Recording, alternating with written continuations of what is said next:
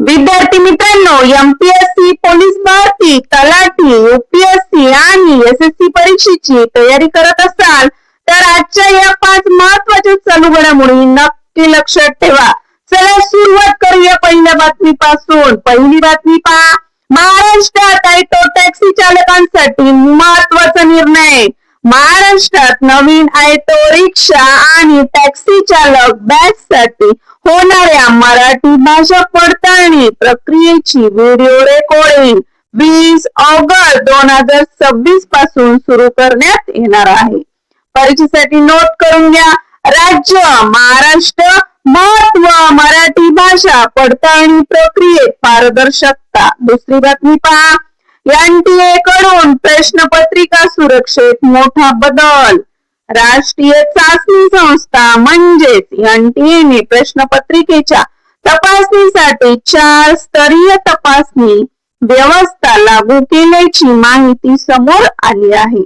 याचा उद्देश प्रश्नपत्रिकेतील चुका आणि सुरक्षेशी संबंधित धोके कमी करणे हा आहे. नोट करून घ्या विद्यार्थी मित्रांनो. एनटीए म्हणजेच काय? National testing agency. तिसरी बातमी पहा. ब्रिक्स आणि पर्यावरण.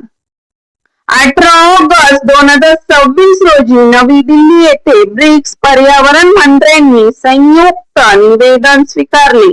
यामध्ये युरोपियन युनियनच्या कार्बन बॉर्डर ऍडजस्टमेंट मेकॅनिझम म्हणजे सीबॅम बाबत ब्रिक्स देशांनी आक्षेप नोंदवला.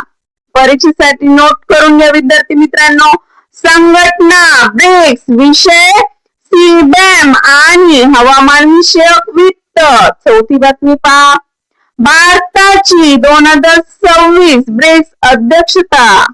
2026 मध्ये भारत ब्रिक्सचे अध्यक्षपद भूषवत आहे.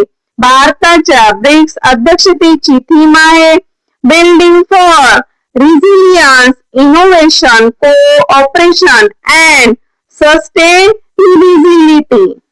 हा मुद्दा एमपीएससी आणि यूपीएससी साठी महत्वाचा आहे. नोट करून घ्या विद्यार्थी मित्रांनो. पाचवी बातमी पहा. टेनिस नार्गो नॅशनल ऍडव्हेंचर अवॉर्ड हा साहसी क्रीडा क्षेत्रातील महत्वाचा राष्ट्रीय पुरस्कार आहे.